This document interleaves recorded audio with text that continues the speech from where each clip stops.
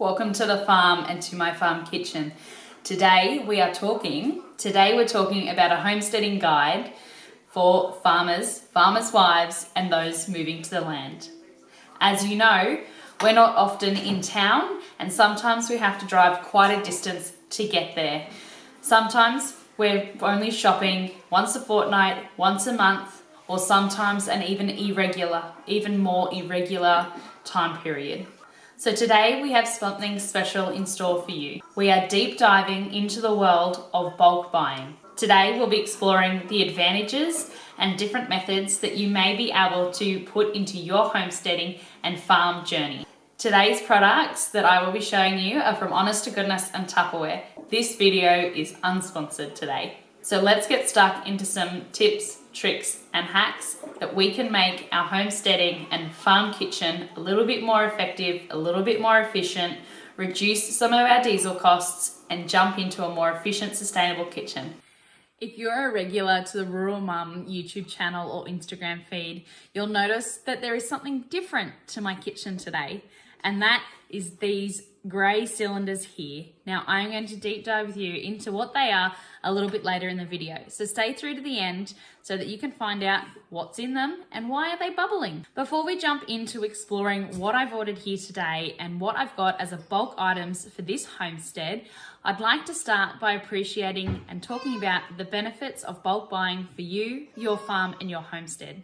Using a bulk buying company such as Honest to Goodness does mean that you are bulk buying, which means you're buying in bigger amounts. So before you start, try and work out and keep a tab on how much you're actually using and what it's costing you. We're going to have a visitor now, as she is no longer happy playing on the ground. So let's jump off from where we left. Do your research into the bulk buying company that you're purchasing from. Most of them should be sustainably sourced. Some of them have organic options if that is something you and your family are interested in. Make sure before you order your products that you know where you're going to store them, how you're going to store them, and the correct storage method for those. There's nothing worse than ordering a big batch of something and it then going bad before you can use it. One of the most significant benefits of doing bulk buying is that you are going to pay less per unit or per item over the long term. It also means that you're doing less trips to town and you're less likely to miss out or run out of a product. This is an incredible way of making sure that your budget spreads further and that you're able to spend less time on the road and more time in your kitchen, on your farm, and with your kids. It will also reduce the amount of waste that you're producing on your farm. If you don't have rubbish takeaway services that are run through your council or your local community, most of the time you either have your own pit on farm, you're doing your own burning, or you've got to run your rubbish to your nearest waste disposal, which can take time and be doing Ks on your vehicles.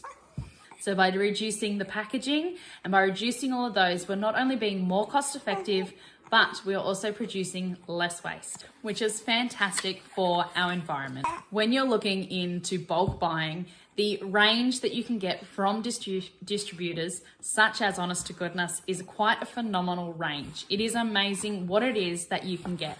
So let me label some of those while we unpack some of the boxes.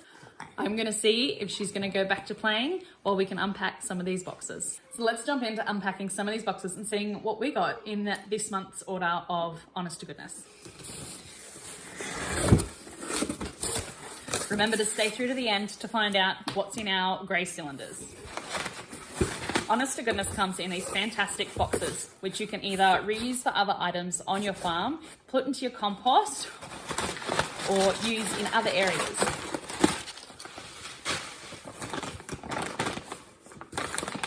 These bags will also give you an idea on what size products that you can get out of an order.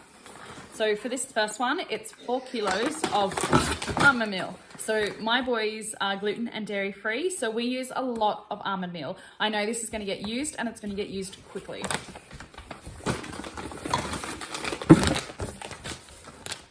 tapioca starch. Again, gluten-free, dairy-free, and it will go quite quickly, especially with all the baking we do.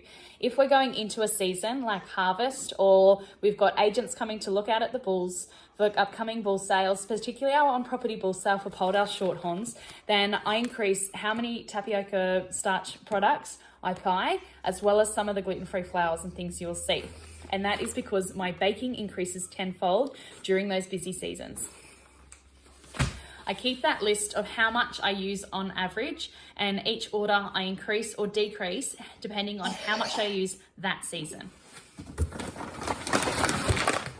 Cassava flour. I purchase cassava flour because it is a 1-to-1 ratio as a flour replacer as most plain flours in recipes, which is fantastic instead of having to increase or decrease your flour rates depending on different recipes and different doughs or biscuits that you're trying to make. So cassava is a fantastic replacement for that. Again, this is in a 5-kilo bag.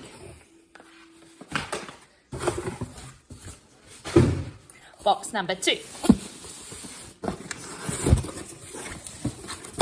They do a fantastic job at their packaging, so making sure that things aren't moving and they are not breaking down or apart. So we have some brown rice flour, which looks like this. This is a new product for me. I haven't tried baking with this, but I have heard great reviews on it, and I'm looking forward to really trying it and giving it a go in this farm kitchen. Himalayan pink rock salt. I use and cook a lot of this, and I also have traditional salt, table salt, as well as preserving salt in this kitchen. I also have preserving lime. Agar powder. It is something that I am starting to use more and more in the kitchen, particularly in making my own cheeses and dairy-free products for my boys.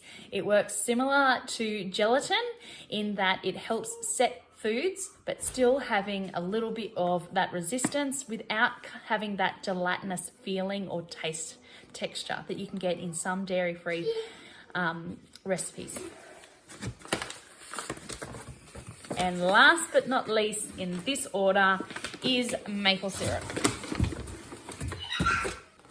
If you're using it in high quantities like we do, sometimes we like to reduce the sugar that we use, particularly in the kids' baking. And so you can buy it in up to 5-litre cardboard boxes, which is fantastic, again, for reducing that waste, reducing those carbon footprint, and making food taste absolutely delicious. So next time you're trying a recipe, try it with some maple syrup or some honey if you have bees or you've got a local bee man, you're at the local markets, then try using that instead of sugar.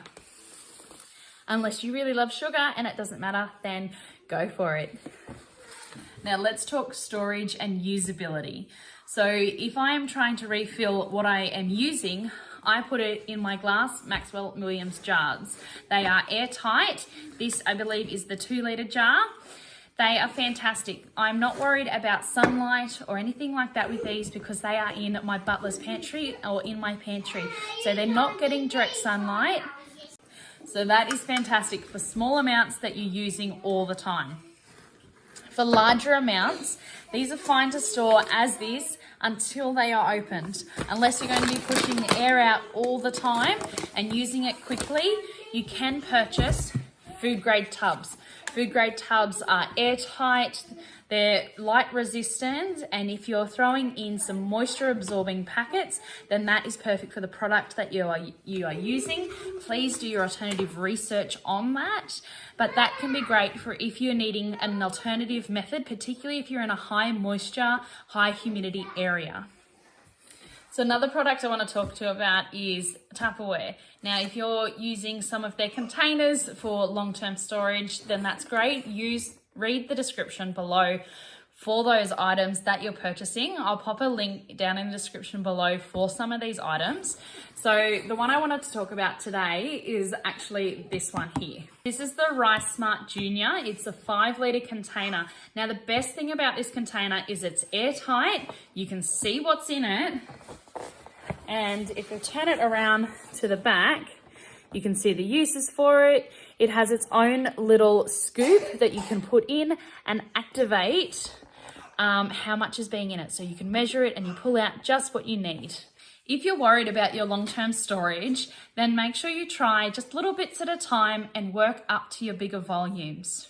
That's a fantastic way of making sure you're not going to waste any money, you're not going to blow the budget, and you're also going to have your storage containers under control by the time you're increasing to those larger volumes. When you've got a well-stocked pantry and you know exactly what you have on hand, doing food preparation, meal planning, and those types of jobs is an absolute breeze with a well-stocked pantry.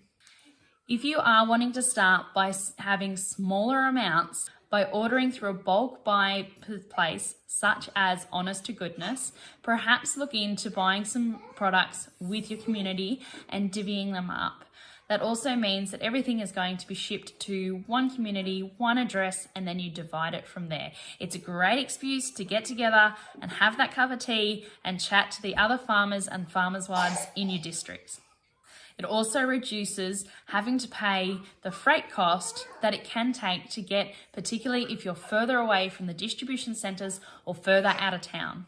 Other places you can buy in bulk would be pre-ordering from your farmer's market, particularly if you go there regularly, or perhaps you can talk to your local grocer or store about ordering in bulk for you. If you're on a bigger station, you probably are already looking at this, or your station cook is already doing it as well. If you're after something in particular and it's not against company or station regulation, have a chat to the cook about ordering in special things for you in bulk, particularly if you are a chocolate lover or something else along those lines. Here are some tips to make sure that what you're buying in bulk is sustainable and is a fantastic way to improve what you're doing. Come back and sit with me. Okay. I want it. Yeah, you want it? Yes. We had another little visitor who wanted to join in today's video. You say hi, Mac. Hi, Mommy. Hi, everybody. Hi, everybody. So let's talk about how we're going to get success in bulk buying. So I've got a few tips and tricks here for you, thank you, to make sure that you're getting the best and the benefit out of what you're getting. So the first one is shop what you use. There is no point buying something in bulk if you are not going to use it and it's not going to circulate through your kitchen. Thank you, darling. Storage solutions. Make sure you've got the right airproof storage for the products that you are ordering in. Share with your neighbours or other people on your property, particularly if you have a larger family or you've got multiple people living on the one farm. If you're running a family farming operation, then you probably have multiple families, or if you have workers, then you have multiple people living on your farm. As 2 out of the 3 have been visiting us here in the kitchen today, that might actually be the end of today's video. Thank you for hanging around to the end. I hope that you got some bulk buying tips and tricks, particularly for buying with Honest to Goodness in the sizing of some of their products. Now, what is here is we are starting to head towards spring and summer. What do you drink more on the farm in spring and summer? We've actually got some homemade beer brewing in these vats. Once they're finished fermenting, we'll bottle them up and do long-term storage for those as well.